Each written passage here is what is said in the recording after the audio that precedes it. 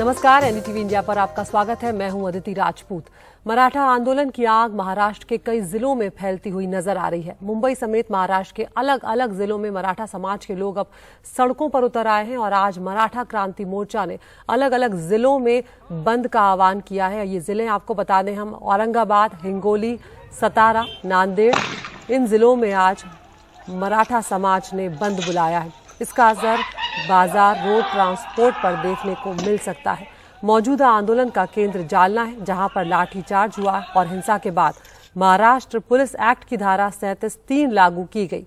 इस धारा के तहत बिना किसी वैध कारण के 5 या उससे ज्यादा लोगों के इकट्ठा होने पर कानूनी कार्रवाई की जाएगी, ऐसी धारा है ये। इसके अलावा औरंगाबाद में भी ये धारा लगाई गई है।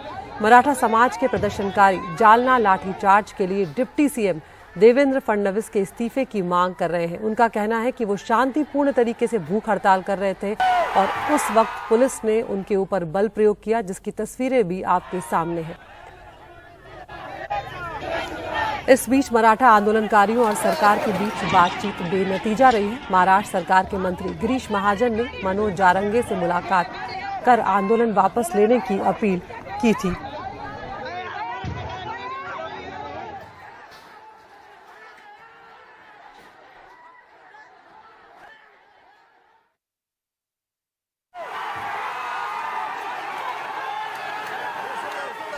एक सितंबर को जालना में हुए इस बर्बर लाठीचार्ज ने मराठा आरक्षण के मुद्दे को फिर से भड़काने के लिए चिंगारी का काम किया है, जिसका असर मुंबई सहित पूरे महाराष्ट्र में दिखने लगा है। बीड़ में तो मराठा युवक गोदावरी नदी में जल समाधि लेने पर अड़ गए। प्रशासन ने बड़ी मुश्किल से सबको समझाकर बाहर निकाला। मुंबई के दादर में मराठा क्रांति मोर्चा ने धरना प्रदर्शन कर गृह मंत्री देवेंद्र फडणवीस के इस्तीफे की मांग की। लाठीचार्ज के लिए वो फडणवीस को ही जिम्मेदार बता रही हैं। देवेंद्र फडणवीस के लिए चूड़ियां लेकर आए, क्योंकि उनका अत्याचार किया महिलाओं के ऊपर, जो सुनियोजित कट जैसा पुलिसों के मार्फत जो हल्ला किया, उसका बैड हल्ला है, उसका निषेध करने के लिए चूड़ियां पहन लो आप, ऐसा हमारा सब महिलाओं का कहना है। जो हमारे मोर्चे पे हल्ला किया है, जो सरकार है, जो पुलिस वाले हैं, हमारे महिला का खून बहाया है, उनके लिए बन रहे, वो बांधनी बन रही है, बांधना चाहिए। हालांकि बाद में इन महिलाओं ने मौके पर मौजूद पुलिस वालों को राखी बांधकर ये जताने की कोशिश की कि पुलिस भी उनके ही परिवार का हिस्सा है, इसीलिए लाठीचार्ज के पहले पुलिस पर पत्थर मारने का आरोप गलत है। साल 2016 में मराठा आंदोलन के ही मुद्दे पर मराठा क्रांति मोर्चा ने बिना आवाज का विशाल मोर्चा निकालकर एक मिसाल पेश की थी।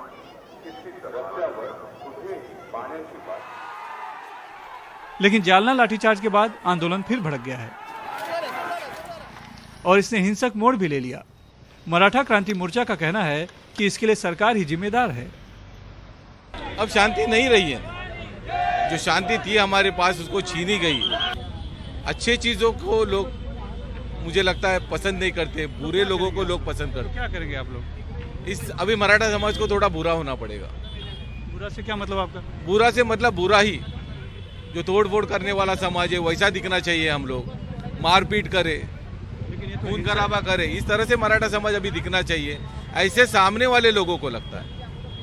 पर मराठा समाज ये छत्रपति शिवाजी महाराज का समाज है, उनको मालूम है कहाँ पे क्या करना है। इस बीच लाठीचार्ज पर राजनीति भी जारी है। शिवसेना उद्धव ठाकरे गुट के नेता आदित्य ठाकरे ने शिंदे फडणवीस सरकार को जनरल डायर की सरकार बताया।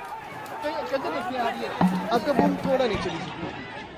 अगर आपने देखा होगा वो लाठीचार्ज जो था, यही सवाल पैदा करता है कि ये सरकार जो महाराष्ट्र में बनी हुई है, मिंदे और जो भाजपा की सरकार है, ये जनरल डायर की सरकार है या हमारे ही देश के लोगों की सरकार है। जैसे लाठीचार्ज हुआ है, मैं ये समझता हूँ ये लाठीचार्ज सीएम के परमिशन बिना हो नहीं सकता। सीएम अगर कहते तो ही ऐसे लाठीचार्ज हो सकता है और हमारी ये मांग रहेगी कि सीएम और डीसीएम जो होम मिनिस्टर है वो चले जाए अपने पद से। हालांकि मुख्यमंत्री एकनाथ शिंदे ने लाठीचार्ज को दुखद बताते हुए उच्च स्तरीय समिती से जांच कराने की घोषणा की है। या घटनेची माहिती मिळाल्यानंतर लगेचच मी जिल्हाधिकारी, इस घटना की सूचना मिलने के बाद तुरंत मैंने जिला अधिकारी और पुलिस अधीक्षक से संपर्क किया और घटना की पूरी जानकारी ली। इस घटना की उच्च स्तरीय जांच का आदेश भी दिया है। घटना में जख्मी सभी का सरकारी खर्चे से इलाज की सूचना दी है। मराठा बंधु और नागरिकों से मेरी अपील है कि शांति बनाए रखें। करण्याच्या सूचनाही मी दिल्या। माझं नागरिकांना आणि मराठा समाज बांधवांना आव्हान आहे की त्यांनी शांतता राखावी। आंदोलनकारियों पर हुए बर्बर लाठीचार्ज के लिए बतौर गृहमंत्री देवेंद्र फडणवीस विरोधियों और मराठा समाज के भी निशाने पर हैं। वो उनका इस्तीफा मांग रहे हैं। इस बीच जालना के एसपी तुषार दोषी को छुट्टी पर भेज दिया गया है। उनकी जगह अब शैलेश बलकौड़े को जिले का पुलिस अधीक्षक बनाया गया है। मुंबई से कैमरामैन प्रवीण रोहित के साथ सुनील सिंह, एनडीटीवी इंडिया के लिए। तो राज्य में मराठा समुदाय को लेकर ये विवाद तब से बढ़ा है जब राज्य सरकार द्वारा मराठा समुदाय को नौकरी और शिक्षा में दिए आरक्षण को मई 2021 में सुप्रीम कोर्ट ने अन्य आधारों के अलावा कुल आरक्षण पर 50% की सीमा का हवाला देते हुए रद्द कर दिया था। क्या है ये पूरा मामला, एक रिपोर्ट के जरिए आपको दिखाते हैं। शिक्षा और सरकारी नौकरी में आरक्षण की मांग को लेकर फिर एक बार मराठा समाज महाराष्ट्र में आंदोलन कर रहा है। ताजा तस्वीरें मुंबई और बीड़ की है। मराठा समाज की लंबे समय से मांग रही है कि आर्थिक और सामाजिक पिछड़ेपन की वजह से समाज के लोगों को मुख्य धारा में लाने के लिए दूसरे वर्ग की तर्ज पर आरक्षण मिलना चाहिए। मराठा समाज अधिकतर खेती-बाड़ी का काम करता है। मराठा समाज को आरक्षण की जरूरत है। आज महाराष्ट्र में 98% किसान जो गरीब है, आज सूखे से और बारिश के वजह से खेती की हालत आप देख सकते हैं। मराठा समाज के आरक्षण की मांग साल 2004 में सबसे पहले विलासराव देशमुख की सरकार के वक्त सामने आई, लेकिन कुछ सालों के बाद पृथ्वीराज चौहान जब महाराष्ट्र के मुख्यमंत्री थे, उन्होंने नारायण राणे की अध्यक्षता में मराठा समाज को आरक्षण मिलना चाहिए कि नहीं, इसके लिए समिति गठित की। महाराष्ट्र की कुल आबादी में मराठा 32% है। साल 2014 में नारायण राणे की समिति की रिपोर्ट के आधार पर मराठा समाज को सरकार ने 16% आरक्षण दिया। राणे कमेटी ने अपनी रिपोर्ट में कहा कि राज्य के 5.5 लाख परिवार और करीब 18 लाख मराठा समाजों के लोगों का सर्वे किया है, जिसमें समाज का पिछड़ापन सिद्ध होता है। इसके आधार पर आरक्षण दिया है, लेकिन बॉम्बे हाईकोर्ट ने आरक्षण पर रोक लगा दी। साल 2017 में मुख्यमंत्री देवेंद्र फडणवीस की सरकार ने गायकवाड़ समिति का गठन किया, जिनका काम मराठा समाज के पिछड़ेपन का अध्ययन कर रिपोर्ट सौंपना था। 2018 में गायकवाड़ समिति की रिपोर्ट के आधार पर फडणवीस सरकार ने मराठा समाज को शिक्षा और सरकारी नौकरी में 16% आरक्षण देने की घोषणा की। बॉम्बे हाईकोर्ट ने भी आरक्षण पर मोहर लगा दी, लेकिन 2019 में बॉम्बे हाईकोर्ट के फैसले को सुप्रीम कोर्ट में चुनौती दी गई। सुप्रीम कोर्ट ने यह कहते हुए आरक्षण पर रोक लगा दी कि आरक्षण की 50% की सीमा को नहीं लांघा जा सकता। महाराष्ट्र में मराठा समाज के दबदबे को इससे समझा जा सकता है कि महाराष्ट्र में अब तक 19 मुख्यमंत्री हो चुके हैं, जिसमें से 12 केवल मराठा समाज से आते हैं। सियासी तौर पर भी समाज अहम किरदार निभाता रहा है। यही वजह है कि जालना में मराठा समाज पर पुलिस द्वारा किए गए लाठीचार्ज के बाद सियासत गर्मा गई है। शरद पवार और उद्धव ठाकरे जैसे नेताओं ने घटना के लिए सीधे तौर पर सरकार को जिम्मेदार बताया है और गृह मंत्री देवेंद्र फडणवीस के इस्तीफे की मांग की है। जिस वक्त आर पाटिल महाराष्ट्र के गृह मंत्री हुआ करते थे, उस वक्त ऐसी एक घटना मुंबई में घटी थी, लेकिन मीडिया के सामने उनकी जुबान फिसली।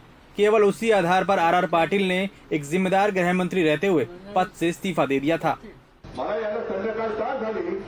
जिस तरह से दिल्ली ट्रांसफर पोस्टिंग मामले में सुप्रीम कोर्ट के फैसले के खिलाफ अध्यादेश लाकर केंद्र सरकार ने कानून बदला, उसी तरह मराठा समाज के आरक्षण के लिए भी संसद में बिल लाकर मराठा समाज को न्याय देने का काम सरकार करे। मराठा आरक्षण को लेकर हो रही सियासत के बीच महाराष्ट्र के मुख्यमंत्री एकनाथ शिंदे ने कहा कि मामला सुप्रीम कोर्ट में लंबित है। कुछ कठिनाइयां जरूर है, लेकिन इसे हर हाल में सरकार दूर करेगी। नामवंत वकील आणि घटना सुप्रीम कोर्ट राज्य सरकार पूरी ताकत के साथ ये मामला लड़ रहा है। इसके लिए जाने माने वकीलों की फौज भी सरकार खड़ी की है। मामला संवैधानिक होने की वजह से थोड़ी दिक्कत है, लेकिन हमें यकीन है कि इसमें से भी हम रास्ता जरूर निकाल लेंगे। लोकसभा चुनाव कुछ ही महीनों बाद होने हैं, लिहाजा मराठा आरक्षण के मुद्दे का समाधान सरकार को जल्द निकालना होगा, नहीं तो विपक्ष सियासी फायदा भी उठा सकता है। मुंबई से रौनक टुकड़े, एनडीटीवी इंडिया के लिए।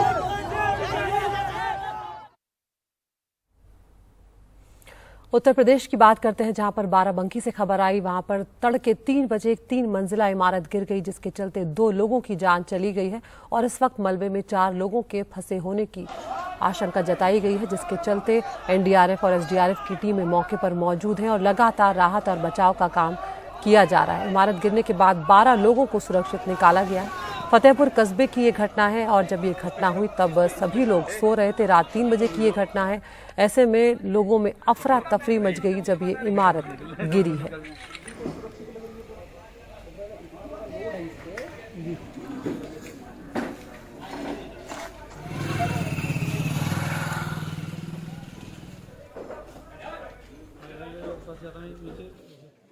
पर 3 मंजिला ये इमारत गिरी है, 2 लोगों की जान चली गई है। मौके पर राहत और बचाव का काम किया जा रहा है। बहुत ज्यादा पुरानी ये इमारत नहीं है, 20 साल पुरानी इमारत ही बताई जा रही है, लेकिन कहा जा रहा है कि लगातार निर्माण चल रहा था, जिसके चलते ये इमारत गिरी हो, ऐसा फिलहाल माना जा रहा है। आपको सुनवाते हैं बाराबंकी के एसपी का क्या कुछ कहना है।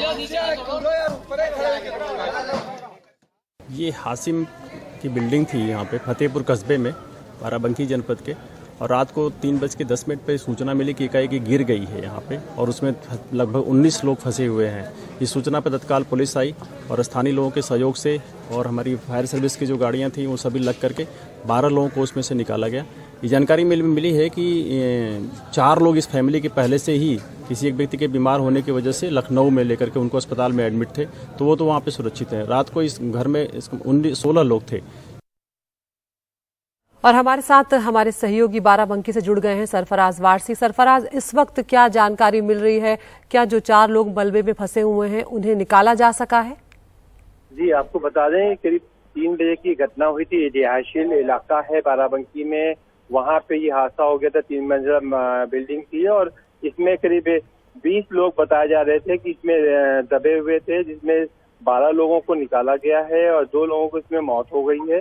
और अभी एनडीआरएफ की टीम, एसडीआरएफ की टीम और बाराबंकी प्रशासन की जितनी भी फोर्स है यहाँ पे है और फर्स्ट फ्लोर पे बच्चे हैं बताया जा रहा है, लेकिन अभी तक के बच्चों को अभी निकाला नहीं गया है और रेस्क्यू जारी है।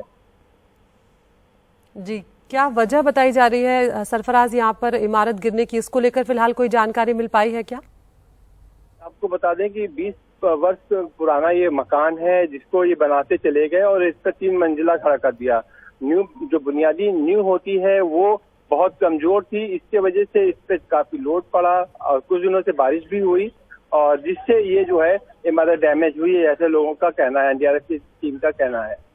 जी, शुक्रिया सरफराज इस तमाम जानकारी के लिए। तो जिस तरह से हमारे सहयोगी बता रहे हैं कि यहाँ पर इस मकान की नींव काफ़ी कमज़ोर थी और एक के बाद एक उस पर मंजिलें ये खड़ी करते जा रहे थे और जिसके चलते फिलहाल लगातार जो बारिश हुई है उस इलाके में, उसके चलते ये इमारत कमज़ोर पड़ती गई और उसके बाद अचानक ये देर रात कल ये हादसा हो गया, जिसमें 2 लोगों की जान चली गई।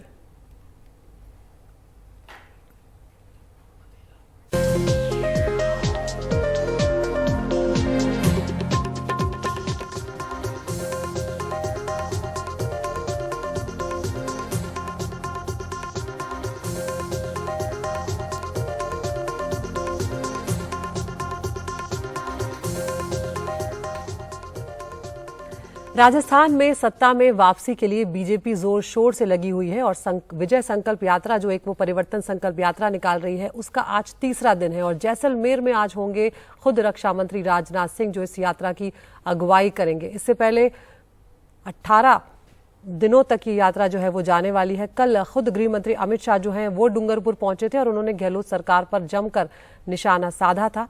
उन्होंने कहा था कि जो केंद्र सरकार पैसा दे रही है बीते 9 सालों से विकास के लिए, बड़ी रकम दी है, लेकिन गहलोत सरकार उन पैसों को खा गई है। साथ ही अमित शाह ने कहा कि केंद्र में 10 साल रही जो यूपीए सरकार है उसको लेकर कहा कि वो सरकार पूरी तरह भ्रष्टाचार में लिप्त रही। तो आपको बता दें कि ये यात्रा जो है 18 दिनों में 2500 से ज्यादा किलोमीटर की दूरी तय करेगी और इस दौरान जैसलमेर, बाड़मेर, सिरोही, जालौर, पाली और जोधपुर जिलों से ये यात्रा गुजरेगी। उनका यह अहंकार है, घमंड है कि देश में राज केवल और केवल गांधी परिवार कर सकता है। ये घमंड या गठबंधन जो बनाया है, उनको अपना नाम बदलना पड़ा है। हमारे गुजरात, राजस्थान में जब दिवाला निकलता है ना, तो पीढ़ी का नाम बदल देते हैं। बदलते हैं या नहीं बदलते भाई? जरा जोर से बोलो, बदलते हैं नहीं बदले? इनकी आबरू का दिवाला निकला है। उन्होंने यूपीए से बदलकर इंडी अलायंस नाम रखा है।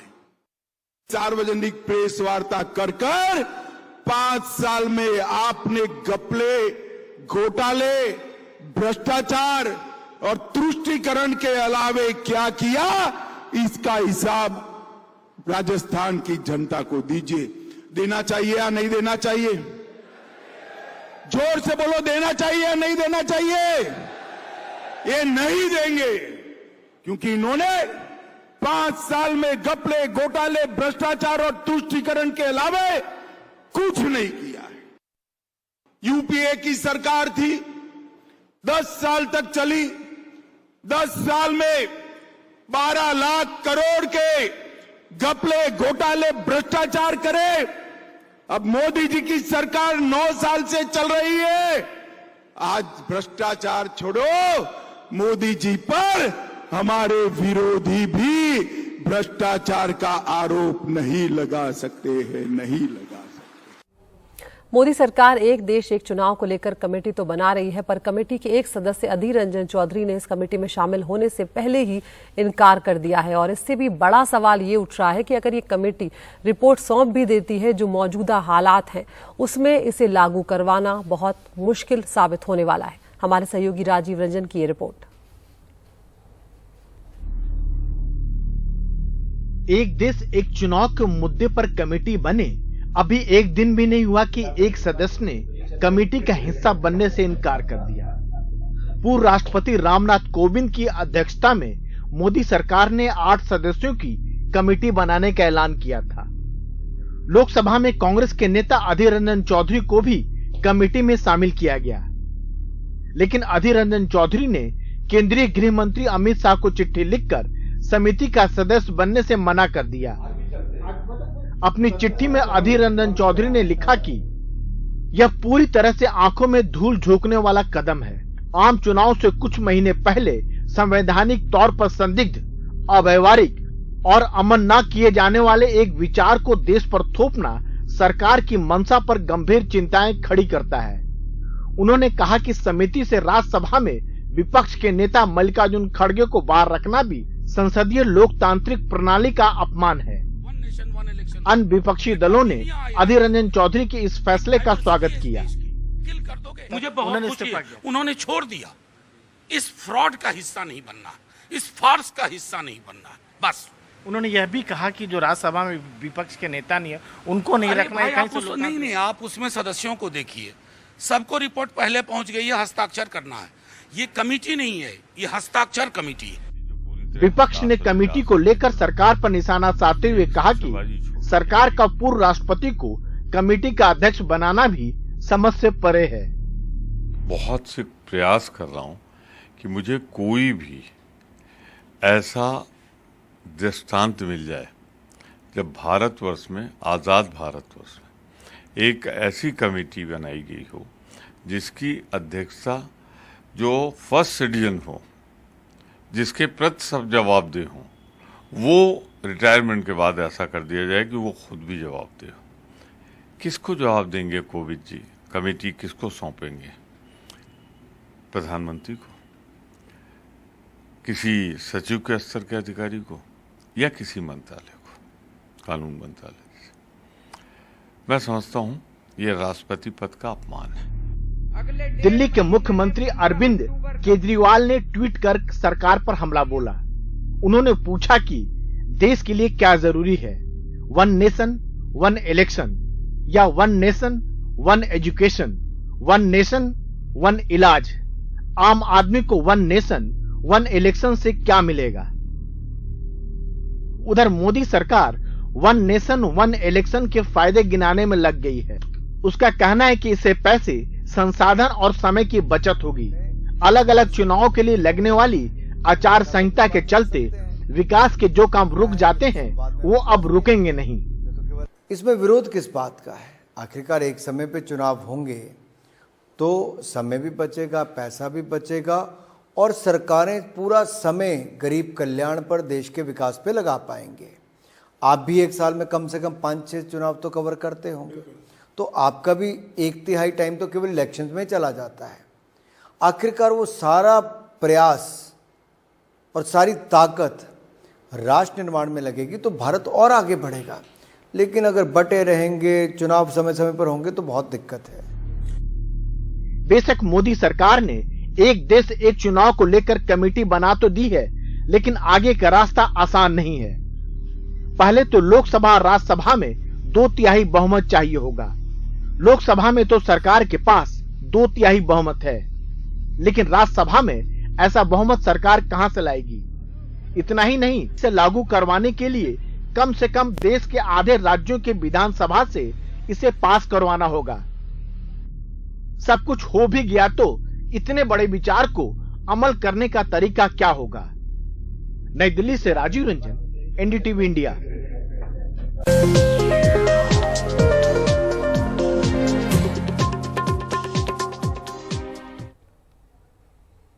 कर्नाटक भले ही विज्ञान और तकनीक के क्षेत्र में देश का नाम रोशन कर रहा हो, लेकिन यहां मॉरल पुलिसिंग और ऑनर किलिंग एक ऐसी समस्या बनकर उभर रही है जिससे सरकार परेशान है। खुद मुख्यमंत्री सिद्धारमैया ने ट्वीट कर ऑनर किलिंग के खिलाफ विशेष कार्रवाई की बात कही है, तो वहीं मॉरल पुलिसिंग रोकने के लिए विशेष टास्क फोर्स भी बनाई गई है, लेकिन अब तक की गई सारी कोशिशें बेनतीजा साबित हुई हैं। हमारी ये खास रिपोर्ट। बेंगलुरु से तकरीबन 60 किलोमीटर दूर कोलार की ये तस्वीर। वेंकटेश गौड़ा को पुलिस ने अपनी 19 साल की बेटी रम्या की हत्या के जुर्म में गिरफ्तार किया, जिसकी हत्या उसने रात में की और चुपचाप अपने खेत में रम्या की लाश रिश्तेदारों की मदद से गाड़ दिया। रम्या जिस युवक से शादी करना चाहती थी वो दूसरी जाति का था। वो मानी नहीं तो पिता ने हत्या कर दी। अभी समाज इससे उभरने की कोशिश कर ही रहा था कि 16 साल की एक युवती को उसके प्रेमी ने रामनगर में चाकू मारकर घायल कर दिया। इरादा हत्या का था, क्योंकि उसकी जाति अलग होने के कारण लड़की के माता पिता उसकी शादी के लिए तैयार नहीं थे। मुख्यमंत्री सिद्धरमैया ने अधिकारियों को सख्त कार्रवाई का निर्देश देते हुए एक ट्वीट किया। पिछले कुछ हफ्तों में राज्य के 2 हिस्सों में ऑनर किलिंग की खबरों ने दिल दहला दिया है। ऐसी घटनाएं हमारे समाज में निहित जाति व्यवस्था और सामाजिक मापदंडों की खराब मानसिकता को दर्शाती हैं। सामाजिक कार्यकर्ताओं के मुताबिक ज्यादातर ऐसे मामले दबा दिए जाते हैं और सामने नहीं आ पाते। ऑनर किलिंग और इससे जुड़े अपराधों के बाद दूसरी सबसे बड़ी चुनौती यहां कर्नाटका में मॉरल पुलिसिंग की है। सरकारें आती जाती रही, लेकिन तमाम कोशिशों के बावजूद मॉरल पुलिसिंग से जुड़े वारदात थमने का नाम नहीं ले रहे। मॉरल पुलिसिंग के लिए दक्षिण कन्नड़ा यानी मैंगलुरु और इसके आसपास के इलाके कुख्यात है। सिर्फ इन्हीं इलाकों में हाल में 40 के आसपास मामले दर्ज हुए हैं। अब कर्नाटका के दक्षिणी हिस्से से मॉरल पुलिसिंग दूसरे इलाकों में पहुंच चुकी है। चिकबलापुर में एक मुस्लिम लड़की हिंदू लड़के के साथ दिखी तो बवाल हो गया।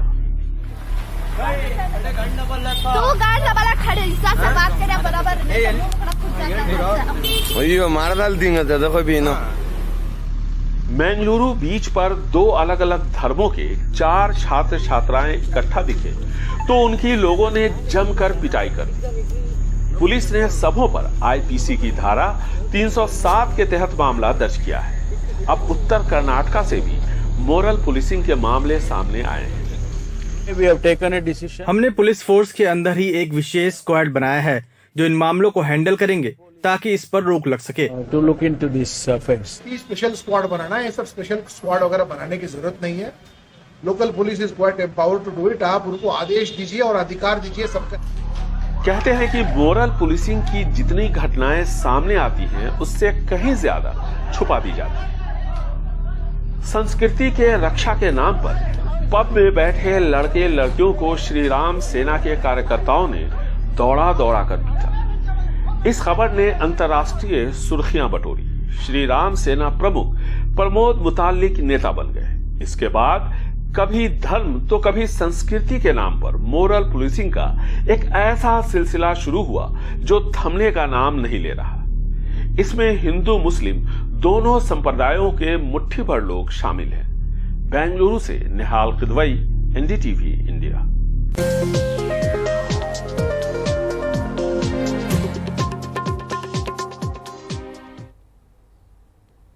मानसिक सेहत अच्छी होना बहुत ज़्यादा मायने रखता है, लेकिन अब भी हमारे समाज में उसकी अनदेखी होती है। आईआईटी गुवाहाटी में 14 छात्रों ने आत्महत्या की है। यह आंकड़ा 2014 से 2019 के बीच का है, जिसके बाद अब आईआईटी ने तनाव और डिप्रेशन से जूझ रहे छात्रों तक पहुंचने के लिए परिवार और सहपाठियों के साथ मिलकर काम करना शुरू किया है और उसके सकारात्मक नतीजे आने भी शुरू हो गए हैं। हमारे सहयोगी रत्नदीप चौधरी की एक खास report. It comes down to a student, किसी ने गलती कर दिया है, उसके बाद उसी के he is a student of BTech or PhD। तुम लोग क्या कर रहे हो from here? कितने दिन से हो रहा है, तुम लोग क्या कर रहे हो? I mean, recently there was another case where someone didn't get their reimbursement। IIT Guwahati एक छात्र की काउंसलिंग कर रही है। तनाव की पहचान और उससे निपटने के तरीके आईआईटी गुवाहाटी के परिसर में बने सेंटर फॉर होलिस्टिक वेलबींग में रोजमर्रा की चुनौती है, जहां नौजवानों से उन समस्याओं के बारे में जाना जाता है जो उन्हें घेरे हुए है और उनसे निपटने के तरीके भी सिखाए जाते हैं। यह अनिवार्य काउंसलिंग है। हम छात्रों से अलग अलग मिलते हैं और उनके मसलों को समझने और मानसिक स्वास्थ्य की प्रोफाइल बनाने की कोशिश करते हैं। हमारा ये संस्थान शैक्षणिक संस्थान है, मानसिक स्वास्थ्य संस्थान नहीं, तो हमारी कोशिश अलग तरह की होती है और हमारा ध्यान छात्रों की मदद करने पर होता है। कुछ महीने पहले जब 2023 के छात्रों का दाखिला हुआ तो सिर्फ छात्रों ही नहीं बल्कि उनके माँ बाप और भाई बहनों के साथ परिचय के लिए एक खास सत्र रखा गया, ताकि परिवार को भी उन निजी और पढ़ाई संबंधी चुनौतियों का एहसास हो जिसका छात्र को सामना करना पड़ सकता है, ताकि वो लोग उसका सहारा बन सके। हमारे पास काउंसलर हैं, 2 फिजियोथेरेपिस्ट और एक 24 घंटे चलने वाली मानसिक स्वास्थ्य हेल्पलाइन। हर हॉस्टल में एक छात्र सचिव होता है जो मानसिक स्वास्थ्य के मामलों पर नजर रखता है। हमारी लगातार जांच करते रहने की नीति है ताकि छात्रों पर परीक्षाओं का ज्यादा बोझ ना पड़े। संस्थान में दाखिला लेने वाले सभी बीटेक छात्रों के लिए काउंसलिंग अनिवार्य कर दी गई है। इसमें हॉस्टल में उनके कमरों तक उनकी मदद की जाती है। छात्रों का कहना है कि वो बजाय इसके कि छात्र उनसे मदद मांगने जाएं, खुद आईआईटी गुवाहाटी ही उन तक पहुंच रहा है और इससे काफी फायदा भी हुआ है। They have initiated a peer mentorship program। हमने पीयर मेंटरशिप प्रोग्राम भी शुरू किया है, जहां हमारा एक सीनियर हमारा मेंटर होगा और हमारा मार्गदर्शन करेगा।